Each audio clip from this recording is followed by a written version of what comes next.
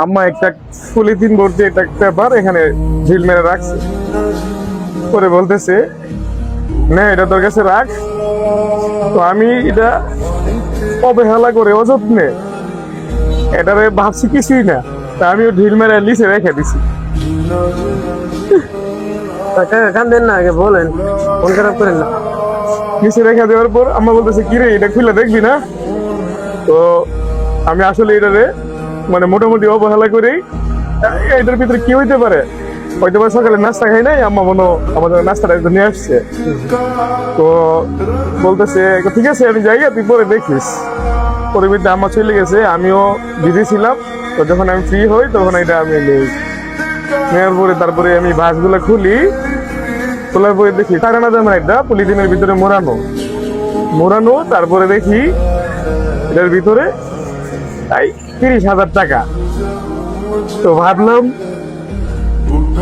আম্মা মনে হয় বুঝতে পারছে সেই 2021 সালের মতো যে আমার টাচ মোবাইলটা চুরি হয়ে গেছিল দোকান থেকে, এখন আমার বাটন মোবাইলটাও চুরি হয়ে গেছে। আম্মা হয়তো বা বুঝছে, জানছে, এই পরবর্তীতে আম্মা 30,000 টাকা আমার জন্য নিয়ে আসছে।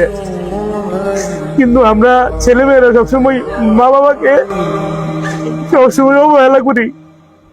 আমাদেরকে ওরা যেভাবে লালন পালন করে খাওয়াই, বড় করে, যত্ন করে, আদর করে, স্নেহ করে, মমতা দিয়ে পৃথিবীতে আগলে রাখে, কিন্তু আমরা সেইভাবে আমরা আমাদের বাবা মাকে সেইভাবে লালন পালন করতে পারি না, খাওয়াইতে পারি না, ভরণ পোষণ দিতে পারি না, ওষুধ পানি চিকিৎসা দিতে পারি না। কিন্তু আমাদের সকলেরই উচিত আমাদের মা বাবা আমাদেরকে যেভাবে লালন পালন করে তাদেরকে দেখভাল করে, টেক কেয়ার করে, খেয়াল করা। কিন্তু আমরা প্রতি মুহূর্তই আমাদের বাবা এবং আমাদের মাকে অবহেলা করি। এই যে আমিও অবহেলা করেছিলাম, কিন্তু আমার আম্মা আমার জন্য কত বড় গিফট নিয়ে আসছে।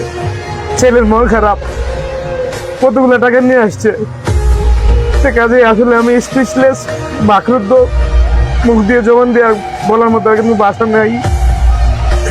এই অশ্রুই চোখের পানি কান্নাই বলে দিবে আসলে বাবা মাকে আমি কতটুকু ভালোবাসি। মহান আল্লাহ তাআলা আমার আম্মাকে নেক হায়াত দারাজ করুক, সুখে রাখুক, শান্তিকে রাখুক, সুস্থ রাখুক। পাশাপাশি আল্লাহ যদি আমাকে হায়াত দারাজ করে পৃথিবীতে যদি আমার আম্মা চলে যায়, আমি আমার আম্মাকে আমি আমার বাবার মতো জানাজা দিতে চাই। আর আসলে অনেক কিছু বলার ছিল, অনেক কিছু বলার আছে, সব কিছু আসলে বলা যায় না। একদিন সময় পেলে তোমাকে আরো বিস্তারিত বলবো। বাবা, তোমাকে কোনোদিনই বলতে পারি না আমি তোমাকে কতটুকু ভালোবাসি। তোমার জন্য কিছুই করতে পারি নাই,